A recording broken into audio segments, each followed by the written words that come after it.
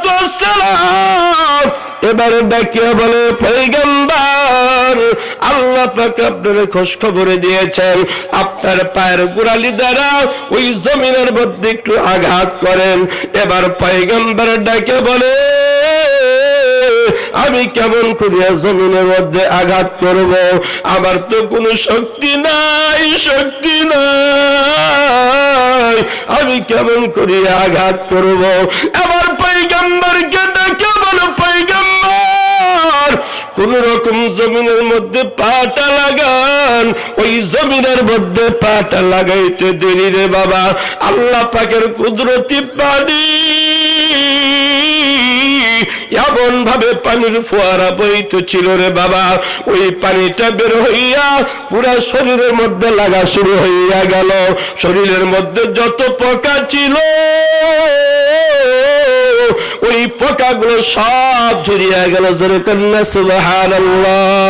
ওই শরীরের মধ্যে যত জায়গায় পানি লাগলো ওই পানি লাগার কারণে পোকাগুলো ঝরিয়া গেল রে বাবা। এবার পোকা ঝরে যাওয়ার পর আল্লাহ পাক রব্বুল আলামিন এই পয়গম্বর মধ্যে এমন চেহারা বানাইয়া দিলেন, এমন সুন্দর চেহারা হইয়া গেল। বিবি খাবার দিতে আসছে, এবার বিবি তারে চেনে না। সুবহানাল্লাহ। আল্লাহর জমিনে এমন কিছু বান্দা আছে যাদের কোনো গুনাহ নাই, যাদের জবান পবিত্র, যাদের চক্ষু পবিত্র, যাদের হাত পবিত্র। ওই জবান পবিত্র আলা জবানওয়ালার মানুষের কারণে আল্লাহ পাক রব্বুল আলামিন দুনিয়ার আসমানের জায়গা আসমান ঠিক আছে, জমিনের জায়গা জমিন ঠিক আছে। কথা বলেন ঠিক কিনা? এ বান্দা, তোমার গুনার দিকে তাকাইলে তুমি চিন্তা করিয়া দেখো তোমার দ্বারা কত গুনাহ। এ বান্দা, কি একবার চিন্তা করিয়া দেখছো তোমার হায়াতের মধ্যে কত গুনাহ? এই আল্লাহর রহম ছাড়া, আল্লাহর দয়া ছাড়া এই দুনিয়ার জমিনে চলতে পারতা না। আল্লাহর দয়া ছাড়া তুমি এক পা চলতে পারবা না। আল্লাহর রহম ছাড়া তোমার জবানটাও খুলতে পারবা না। আল্লাহর দেওয়া চক্ষু যা তুমি আল্লাহ পাক যদি পাওয়ার না দেয় তুমি দেখতে পারবা না। কথা বলেন ঠিক কিনা রে বাবা? আল্লাহর দেওয়া কান, এই কান দ্বারা তুমি কত প্রকারের নাচ গান শুনতেছ রে যুবক। এই গুনাহের কারণে আজকে দুনিয়ার জমিনে আযাব আর গজব। কথা বলেন ঠিক কিনা? এই জন্য আল্লাহ পাক রব্বুল আলামিন বলেন, কুল ইন কুনতুম তুহিব্বুনাল্লাহ ইউহিব্বুকুমুল্লাহ, কুল ইন কুনতুম তুহিব্বুনাল্লাহ ফাত্তাবিউনি ইউহিব্বুকুমুল্লাহ ويغفر لكم ذنوبكم والله غفور رحيم।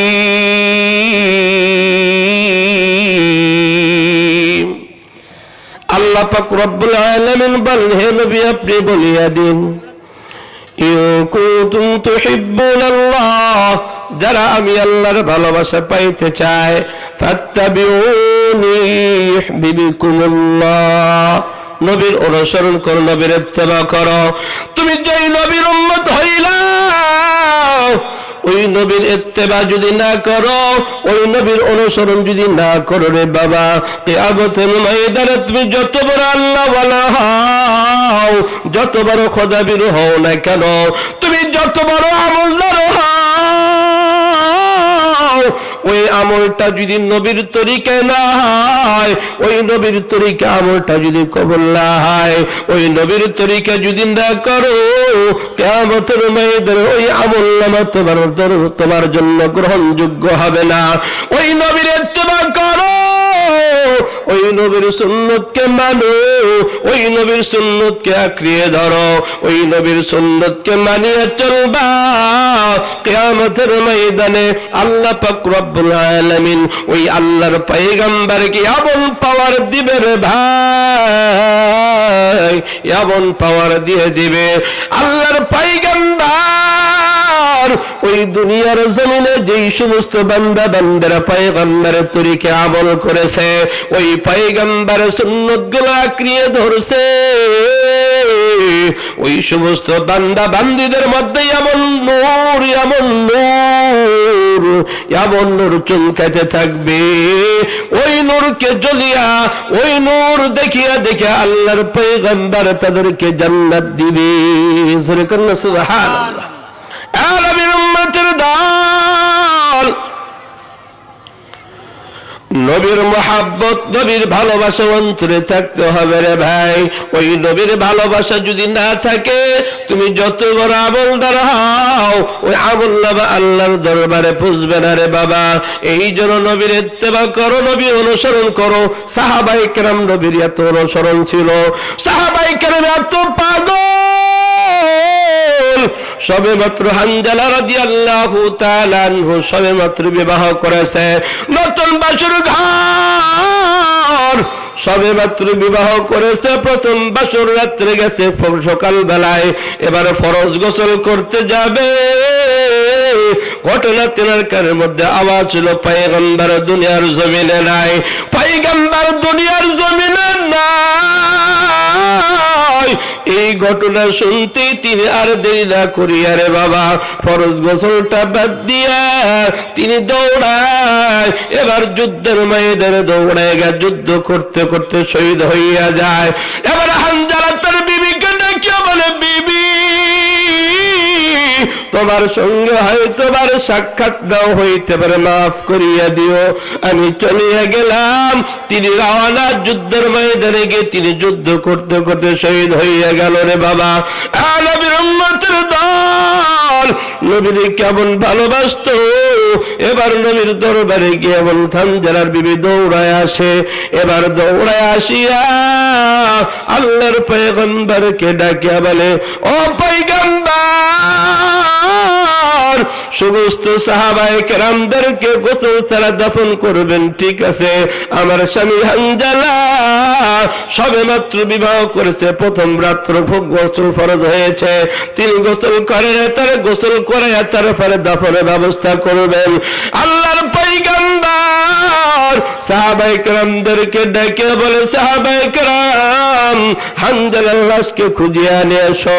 এবার হানজালার লাশকে খুঁজে নিয়ে আসার পর, এবার হানজালার লাশ কিনে আসার পর আল্লাহর পয়গম্বর মাথার মধ্যে হাত দিয়ে দেখে রে বাবা, এদিকে আল্লাহ পাক রব্বুল আলামিন দার মালিক জিবরাইলকে পাঠায় দেয়, জিবরাইল তাড়াতাড়ি যাও আমার বন্ধুকে বলিয়া দাও, যেই সাহাবী আমার বন্ধুর মহব্বতে ভালোবাসায় পড়িয়া, যেই সাহাবী আমার বন্ধুকে মহব্বত করিয়া ফরজ গোসল না করিয়া যুদ্ধের ময়দানে যুদ্ধ করতে করতে শহীদ হইয়া গেল, ওই সাহাবীরে দুনিয়ার কোনো পানি না, আমি আল্লাহ পাক রব্বুল আলামিন আরশ আজিমের পানি দ্বারা গোসল করাইয়া দিছি।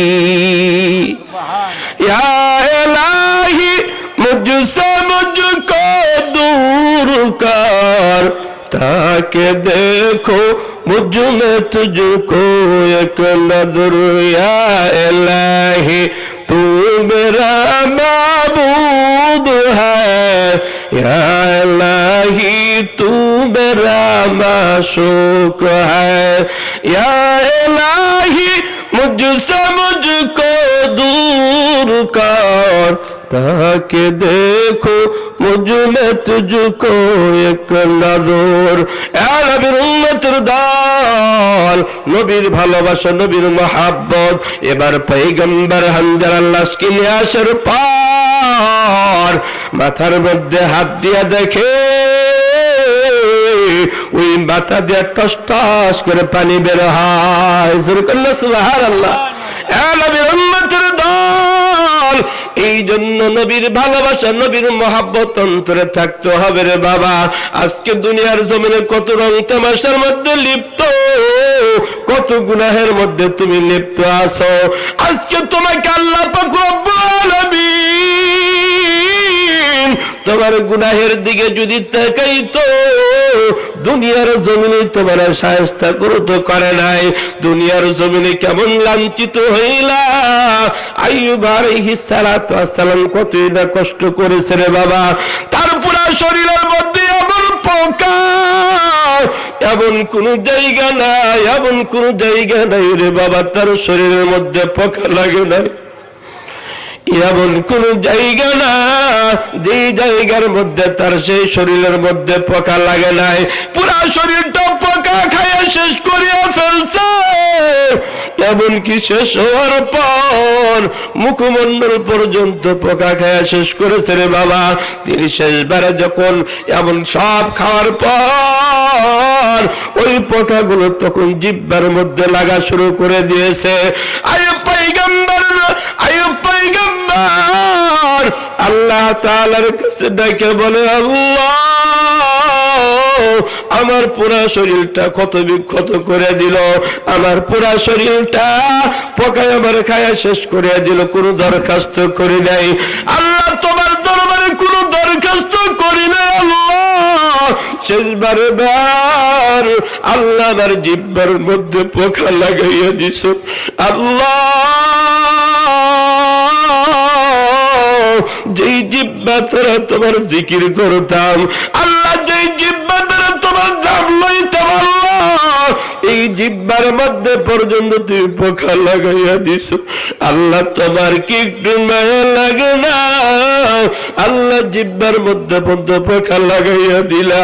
আল্লাহ পাক রব্বুল আলামিন তার মালিক জিব্রাইলকে পাঠায়, জিব্রাইল যাও আমার বন্ধুকে সালাম জানাও। আল্লাহর পয়গম্বরের কাছে হযরত জিব্রাইল আলাইহিস সালাতু ওয়াস সালাম আসিয়া সালাম দেয়। এবার সালামের কোনো জবাব দেয় না, কিছুক্ষণ যাওয়ার পর জবাব দেয়।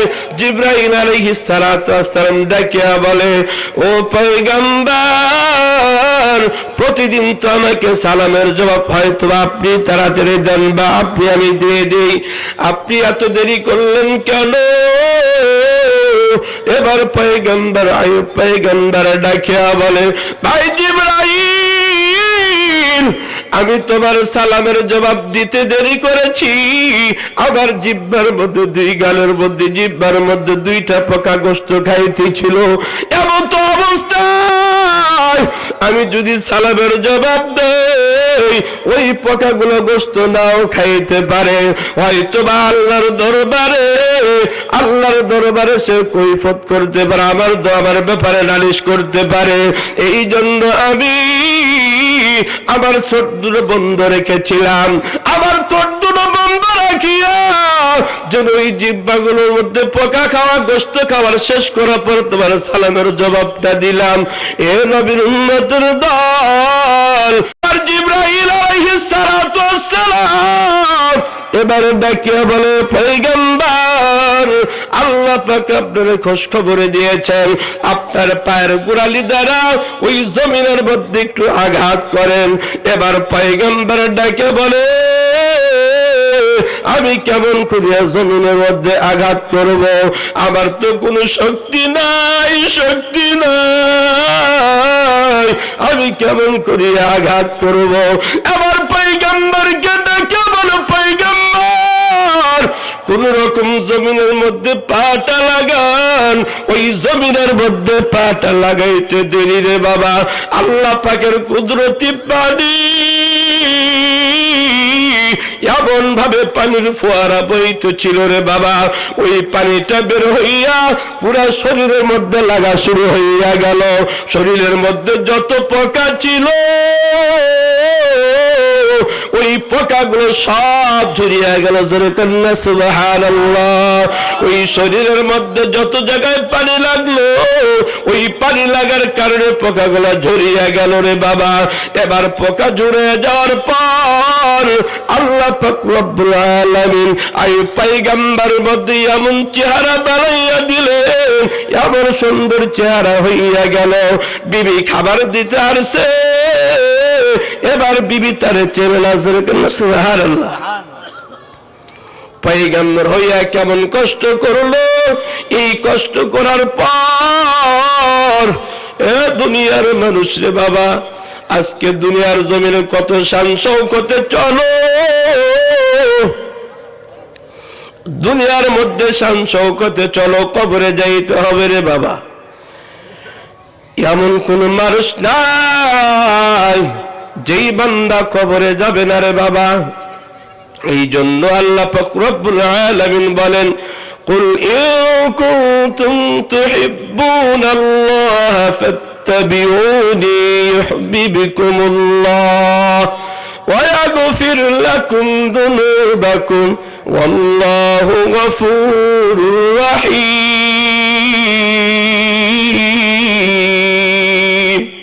আল্লাহ পাক রব্বুল আলামিন বলেন, হে নবী আপনি বলিয়া দিন, যারা আমি আর ভালোবাসা পাইতে চাই, আল্লাহর মহাব্বত দরকার আছে না নাই? আল্লাহর ভালোবাসা দরকার আছে না নাই? ওই আল্লাহর ভালোবাসা যদি পাইতে চাও, ফাত্তাবিউনি, নবীর ইত্তেবা করো, নবীর অনুসরণ করো। নবীর অনুসরণ দ্বারা কি হবে? ইউহিব্বুকুমুল্লাহ, আল্লাহর ভালোবাসা পাওয়া যাবে। ওয়া ইয়াগফির লাকুম, আল্লাহর ভালোবাসা দ্বারা কি হবে? ওয়া ইয়াগফির লাকুম যুনুবাকুম ওয়াল্লাহু গফুরুর রহিম। আল্লাহ পাক রব্বুল আলামিন দয়ার মালিক, বান্দা তোমার অতীতের গুনাহগুলো মাফ করিয়া দেন। এই জন্য আমরা গুনাহমুক্ত না, গুণযুক্ত, কথা বল ঠিক কিনা? এই গুনাহের দিকে তাকাইয়া আল্লাহর দরবারে তওবা করিয়া, আল্লাহর দরবারে তওবা করিয়া ক্ষমা চাইয়া আমল করি, ওই আমলটা হবে নাজাতের জরিয়া। জোরে করেন সুবহানাল্লাহ। আল্লাহ পাক রব্বুল আলামিন যা বললাম, ক্ষুদ্র ভাঙা ভাঙা কিছু কথা বললাম, বললে ওলা শুনলে উভয়কে আমল করার তৌফিক দিন। আমিন।